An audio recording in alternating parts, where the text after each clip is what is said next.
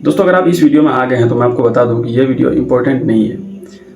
अगर आपके पास फालतू के 9 या 10 मिनट नहीं है तो इस वीडियो को स्किप कर सकते हैं। आपको कुछ चीज़ें अच्छी लग सकती हैं, कुछ बुरी लग सकती हैं, इसमें मैं कुछ नहीं कहूँगा। बस यही कहना चाहूँगा कि ये वीडियो जो है मेरा कंटेंट नहीं है, मैं इस टाइप की वीडियोज़ नहीं बनाता। मैं रूम में बैठा रहता हूँ तो कुछ से कुछ बोलता रहता हूँ, तो बस मैंने इसको रिकॉर्ड करके डाल दिया है। कुछ ज़्यादा इंटेंशनल मैंने किया नहीं है, खुद से स्क्रिप्टेड कुछ भी नहीं है। And you ready to go. सबसे बड़ा सवाल यहाँ आता है कि आखिर मैं इतना आलसी क्यों, कंसिस्टेंसी क्यों नहीं है। मैंने 7 वीडियोस कंटिन्यू अपलोड करी थी। उसमें जो गैप था, एक सिमेट्रिक गैप था। यकीन नहीं होता तो आप वीडियो यहाँ पर रोक कर मेरे चैनल में जाकर देख सकते हैं कि पुराने वीडियोस काफ़ी सिस्टमैटिक तरीके से आ रहे थे। फिर 1 साल बीता। 1 साल बीता है कि मेरे वीडियोस कंसिस्टेंट नहीं है। पिछले साल मेरा मात्र लगभग 4 या 5 वीडियो है जो कि मेरी कंसिस्टेंसी की धज्जियां उड़ाता है। ये वीडियो मैं खुद 40 दिनों के बाद शूट कर रहा हूँ।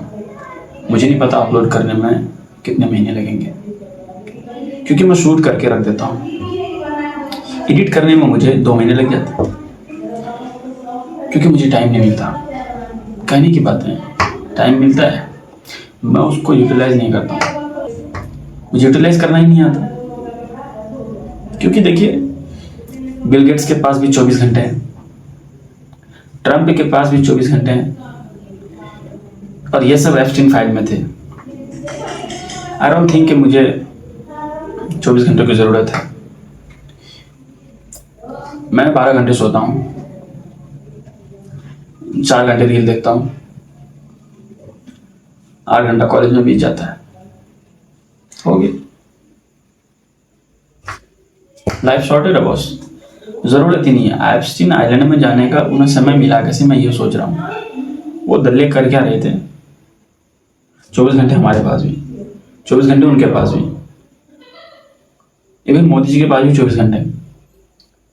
तो एक बंदा इतना अमीर हो रहा है और मैं छोटा रह गया। मैं गलती कहाँ की मैंने? गलती हुई है मुझसे बचपन में, उस गलती का कोई रिपेंट नहीं कर सकता मैं उसको। मैं कभी उसका खर्चाना भर ही नहीं सकता। मैं गलती हो गई सो हो गई।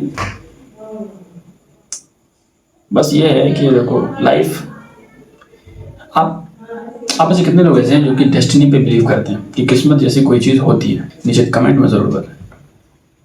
देखिए मैं तो डेस्टिनी पे बिलीव करता हूँ, क्योंकि जब मैं कुछ कर नहीं पाता हूँ ना तो दुश्मन किस्मत को कोस देता हूँ।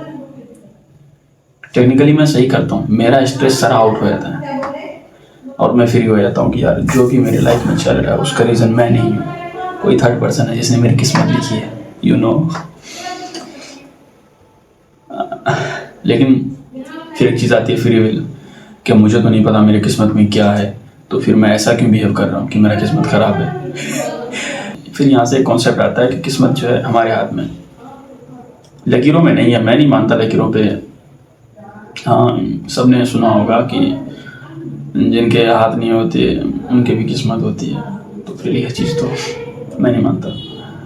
और जहाँ तक बात है डेस्टिनी की, हाँ मैं आई बिलीव इन डेस्टिनी। मैं किस्मत पे भरोसा करता हूँ, क्योंकि मैंने मेरी लाइफ में कुछ चीज़ों के पाने के इतने करीब था, पर मैं क्या करता था, मैं करता नहीं था, पर मुझे रियलाइज़ होता था कि नहीं अब देखो मैं क्या करता हूँ। जैसे एग्ज़ाम दे रहे हैं, ठीक है, एक क्वेश्चन है, हाँ लिटिल कॉम्प्लिकेटेड क्वेश्चन है, छोटा सा कॉम्प्लिकेटेड क्वेश्चन है। हाँ मुझे अच्छे से आता है वो क्वेश्चन, और मुझे पता है कि बाकी किसी को नहीं आता है। मुझे पता है मैंने बना दिया तो ये 100% सही है, और मैं 100% श्योर हूँ अगर कोई भी बंदा होता जिसे वो क्वेश्चन आता तो वो ज़रूर बनाता। मैंने क्या किया, किस्मत तो लिखी हुई है, मुझे आता था, मैंने छोड़ दिया। मैंने कहा कि मैं ये नहीं बनाऊँगा, अब देखना क्या होता है। मैं जैसे ही सोचा कि नहीं बनाऊँगा तो मुझे बिलीव हुआ कि नहीं ये मेरे किस्मत में ही नहीं था। डिसीजन भी मैं खुद ले रहा हूँ और उसका एग्जीक्यूशन जो हो रहा है वो भी मुझे ही मिल रहा है, उसका रिजल्ट भी मुझे ही मिल रहा है। मतलब आप कुछ करो ना करो, होगा वही जो किस्मत में लिखा हुआ है। मानते कि नहीं? तो आधी किस्मत हमारे हाथ में है। अगर मैं वो क्वेश्चन उस दिन लिखता, आई एम डैम श्योर कि उस क्वेश्चन में समय लगता, क्योंकि I already told you question complicated था, उसमें थोड़ा समय लगता। उस वजह से मेरे आगे के बड़े क्वेश्चन छूट जाते, जिस वजह से मैं खुद को यही कहा था कि यार मैंने लिखा तो था, पास नहीं हुआ यार, नंबर अच्छे नहीं आए, तो कहीं ना कहीं गलती मुझ में ही है। भाई देखो, तुम अपनी लाइफ के लिए किसी और को रिस्पॉन्सिबल ठहरा ही नहीं सकते। समझ में आ रही बात? अपनी लाइफ के लिए किसी को रिस्पॉन्सिबल ठहरा ही नहीं सकते, क्योंकि देखो फिर वही बात आती है कि किस्मत लिखी हुई, आप बिलीव करो ना करो। मैं इसका आपको एक रियल लाइफ एग्जांपल देता हूँ जो कि मेरे साथ हुआ है। झूठ नहीं बोल रहा हूँ, आपके साथ झूठ नहीं बोलूँगा, ठीक है? एक रियल घटना है, मैं आपको बता रहा हूँ, इंसिडेंट है, मेरे साथ हुआ था। एंड बिलीव मी और नॉट, बट दुआओं का असर होता है दवाओं से भी ज़्यादा। बिकॉज आपको शायद पता ना हो, विंस्टन चर्चिल ने कहा था कि miracles happen to those who believe in them. मतलब चमत्कार उन्हीं के लिए होता है जो उन पर यकीन, उनको मानते हैं। अगर आप ईश्वर को नहीं मानते तो आपके पास 100 प्रूफ होंगे ऐसे जो कि इस चीज़ को डिनाई करता है, ईश्वर को डिनाई करता है। लेकिन जो शख्स मानता है ना, उसको दिल ही दिल में पता है कि उसे प्रूफ देने की ज़रूरत ही नहीं है।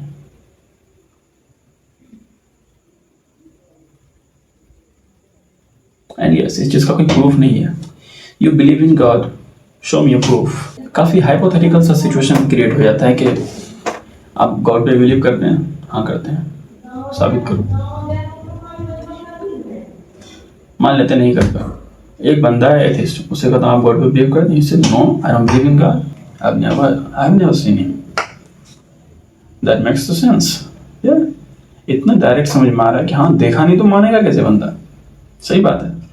लेकिन आपको समझ नहीं आता कि जिसने आपको बनाया है, जो इतने बड़े ब्रह्मांड को बनाया है, क्या वो आपको अपने तर्क का एक्सेस देगा कभी? Have you ever thought of it? जिसने इतना बड़ा संसार बनाया है, वो कभी आपको एक्सेस देगा क्या अपने एग्जिस्टेंस तक पहुंचने को? हाउ कैन यू से दिस?